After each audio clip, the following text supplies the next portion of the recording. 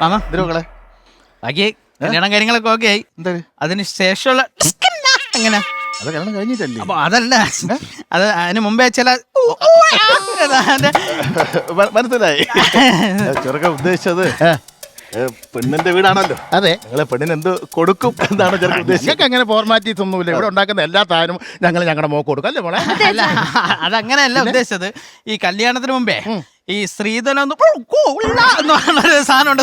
മോനെ സ്ത്രീ തന്നെ ഒരു ധനമല്ലേടാ. എടാ മോനെ, ഞാനൊരു പുരോഗമന ചിന്താഗതിക്കാരനാണ്. അവള് പറഞ്ഞ പോലെ സ്ത്രീ തന്നെ ധനം എന്ന് വിശ്വസിക്കുന്ന ആളാണ് ഞാൻ. പിന്നെ ഒരു 15 സെന്റ് സ്ഥലം ഞങ്ങൾക്ക് 2 പേർ കൂടെ ഉണ്ട്. അത് ഞങ്ങൾ വിട്ടു തരത്തില്ല. ജീവിതകാലം മുഴുവൻ ഞങ്ങൾ അവിടെ കിടക്കും. അത് കിട്ടുമെന്ന് മോനൊട്ട് മോഹിക്കുകയും വേണ്ട. മാമ സ്ത്രീധനം സ്ത്രീധനല്ല, ഞാൻ കേട്ടോ. എനിക്ക് സ്ത്രീധനം വേണം.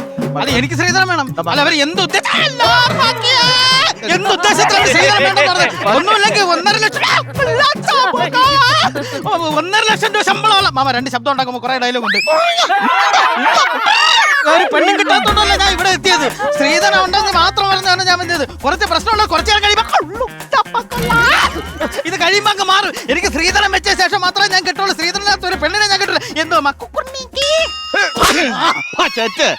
പാടുപെട്ട എത്രയും കാലം നടന്ന ഒരു പെണ്ണിനെ റെഡിയാക്കി എടുത്തത് ഇതിപ്പോ സ്ത്രീധനം വേണമെന്നാ? എന്റെ കൊക്കിൽ ചെയ്യണോണ്ട് ഈ കല്യാണം ഞാൻ നടത്തും. മക്കൾ നിനക്ക് പിന്നെ ഇഷ്ടപ്പെട്ടു? എനിക്ക് ഇഷ്ടപ്പെട്ടാ. എന്നാ അമ്മാവന് ചെറുക്കന് കൈ പരസ്പരം കൊടുത്ത് അങ്ങോട്ട് കൊടു. അപ്പൊ ഒക്കെ കല്യാണം ഫിക്സ് അല്ലേ? കല്യാണം കഴിച്ചാലും ഇടയ്ക്കിടയ്ക്ക് ഗ്യാപ്പ് കിട്ടുമ്പോ ഇവിടെ വരണം. നമുക്ക് 2 പേർക്കൂടെ മ്യൂസിക് വിട്ട് കളിക്കാമല്ലോ.